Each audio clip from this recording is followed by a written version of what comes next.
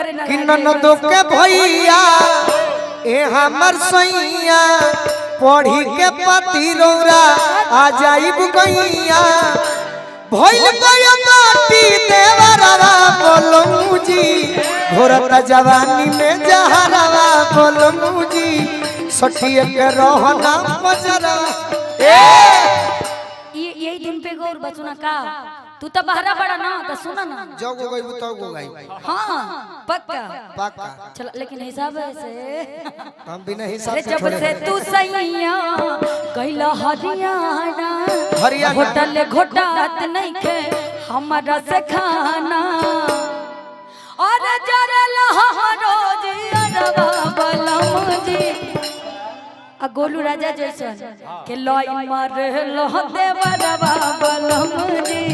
Line मारे लो देवरवा अब सुनो जी कहले बानी कि जाओ गो गई तो गो गई नहीं अरे हम तो तू ही कहतर कि ए सैया परी पैया का होई है हो रुपैया हाय हाय अरे न चाहे हलका नहरवा बोलमुजी अब न ओढ़ा दिया चरवा बोलमुजी सटिए के रहना बजरवा जय गो कहबू अरे भौज के नौकरी बा कैसन ई नौकरी अब भोले घरे रह के ढोले ता टोकरी आवो गोलू ना तो फसरी लगाई काहे मोरम मरे मर अरे नहीं तो देवरवे पोचोती रही जाई काहे अब जवाब हम सब काहे मत पूछो जे बियाह कर के अपना सैया जी से देवरे के संगे रह जाई कारण बा का जेकर पियावा 10 साल सुना ना से पहले का बा सुनो कारण सुनो ना पहले भाव सुनो कारण ना सुनी भौज के नौकरी बा ई कैसन ह नौकरी बहुत अच्छा नौकरी है राइफल बड़ी काम करे नया नया बियाह भइल बा छोड़ के बाहर जाइबा भोले घरे रह के हरे राजा जी ढोले ता टोकरी हम अगर नहीं गाते ना जो आपके पास है के भौज के नौकरी बा कैसन नौकरी लगवा आ दो भोले घरे रह के ढोले ता टोकरी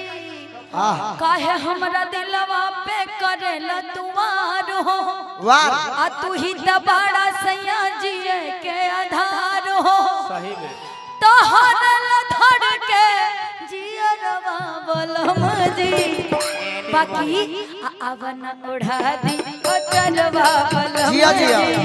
अवन उड़ा दी अचरवा बोलम जी अवन उड़ा दी अचरवा बोलम जी अवन उड़ा दी अचरवा बोलम जी चुटुर पुटुर बोले लुए डारली लड़ो सुटुर सुटुर चुटुर पुटुर बोले लुए डारली लड़ो सुटुर सुटुर आ जोन हरी में चल न करे के एक मिनट अब तो हमारे के कटब घर नहीं बा कि जोनहरी में चलबा बियाह कला इज्जत से ले चला घरे के जोनहरिए खाली बा बतिया नहीं के सुनत भोला भाई जोनहरी में ले जाए वालन का काम आवारा गर्दी होला आवारा लोग जोनहरी में ले जाला जे असली मर्द होला बियाह करके अपने घरे ले जाला पहचान लिया जाए तो बोला ना कि चुटुर पुटुर बोले लुए गोरिया बियाह में सुनो बोले के पड़ी बोले के हम बोलत नहीं बियाह होई जब लगन नियर आई पंडित जी से देखवाई कि लगन कब तो जरूरी बा कि ओकरा पहले तू जोनहरी में जइबा हमरा संगे हमार लगन बेचैन रही तब का कर अरे चलता हटा कि मना के चुटुर रखा। पुटुर बोले लुए गोरिया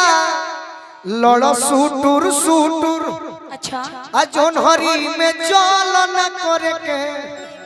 आ खूब गुटुर गुटुर जोन हरी में चल न करे के खूब गुटुर और एगो बात कही का पिज्जा लेखा पतरी कमरिया बरगर लेखा गाल चुप रह अब भरेलू चौकड़ी गली में कैसन आ चौमिन लेखा चाल भरेलू चौकड़ी गली में चौमिन ले आवो आवो आवो आवो होई रे होई एगो बड़ा निमन गाना बता रहा ले कहीं